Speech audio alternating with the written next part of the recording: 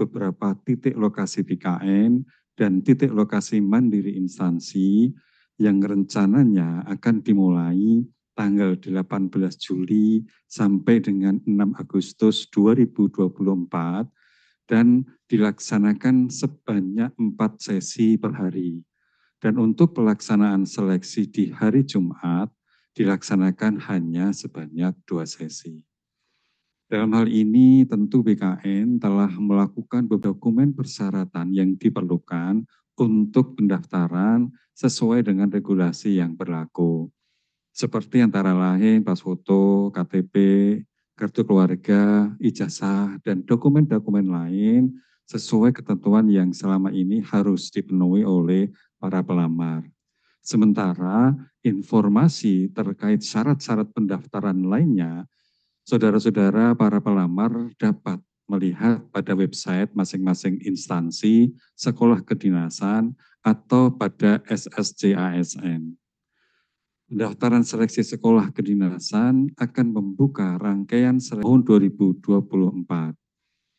Dalam hal ini perlu kami ingatkan bahwasannya calon pelamar hanya dapat mendaftar pada satu sekolah kedinasan saja. Maka sebaiknya sebelum nanti memutuskan mau melamar pada sekolah kedinasan apa, kami berharap sudah dipertimbangkan masak-masak terlebih dahulu. Hanya Din bisa melamar CPNS atau P3K nantinya. Yang kedua, pertanyaannya atau satu-satu dulu, Pak. Ya. Pertama, kalau ada formasi yang dibuka untuk kualifikasi pendidikan sekolah menengah, tentu pada dasarnya mereka bisa saja mendaftar di sekolah menjadi calon pegawai negeri sipil ataupun calon pegawai dengan perjanjian kerja. Namun saya belum, yang pasti tentu pada saat yang bersamaan yang bersangkutan tidak bisa mendaftar di dua tempat. Jadi yang bersangkutan sudah harus memilih dari awal apakah yang bersangkutan akan melanjutkan pendidikannya melalui sekolah pendidikan kedinasan, atau yang bersangkutan kemudian akan langsung masuk menjadi pegawai negeri sipil ataupun pegawai pemerintah dengan perjanjian kerja. Nah, saya belum kita belum mengeluarkan karena sekarang masih berlangsung pendetilan formasi oleh masing-masing instansi. Jadi apakah ada formasi yang untuk kualifikasi pendidikan sekolah menengah atas atau tidak belum bisa dipastikan karena prosesnya masih berlangsung. Nanti setelah proses ini selesai baru kita bisa melihat. Tetapi yang pasti adalah di dalam tahun anggaran yang sama yang bersangkutan tidak bisa mengikuti seleksi lebih dari satu kali karena ada datanya masih terlanjur masuk dulu di dalam database BKN. Itu kira-kira Pak Karo. Baik, terima kasih Pak Deputi. Ini juga banyak ditanyakan nih terkait dengan itu kira-kira Pak Karo. Baik, terima kasih Pak Deputi. Ini juga banyak ditanyakan nih terkait dengan apakah akun Sekdin tahun lalu bisa digunakan di tahun ini Pak? Atau kita pelamar harus membuat akun yang baru?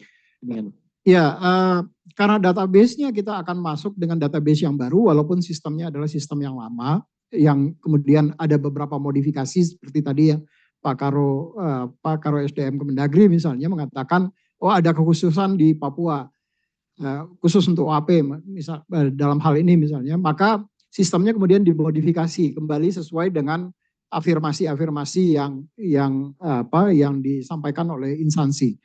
Nah, sesuai dengan standar atau ketentuan peraturan perundang-undangan di dalam pelaksanaan seleksi yang diatur di dalam Permenpan, setiap perubahan sistem itu harus kembali dilakukan IT Security Assessment oleh teman-teman di Badan Cyber dan Sandi Negara. Jadi sekecil apapun perubahan yang dilakukan di dalam sistem, itu harus dilakukan ITSA kembali oleh teman-teman di Badan Cyber dan Sandi Negara. Nah, karena database-nya akan menggunakan database yang berbeda, tidak menggunakan akun atau database yang lama, maka tentu teman-teman diminta untuk kembali membuat akun yang baru. Jadi tidak menggunakan akun yang lama. Karena kami tentu tidak tahu persis siapa yang kemarin ada di akun yang lama kemarin.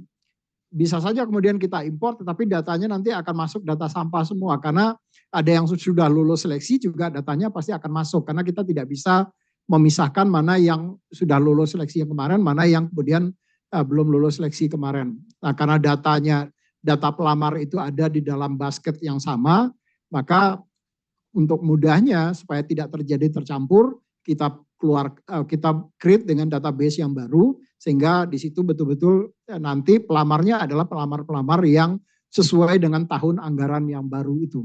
Jadi karena dia database-nya baru, maka teman-teman diminta kembali untuk membuat akun kembali. Itu Pak. Betul Bapak. Ya silakan Pak Yogi. Baik, izin kami konfirmasi bahwa tahun ini untuk STIP tidak membuka formasi untuk pola pembibitan Bapak. Ya tadi untuk formasinya tidak dibuka di STIP untuk tahun ini.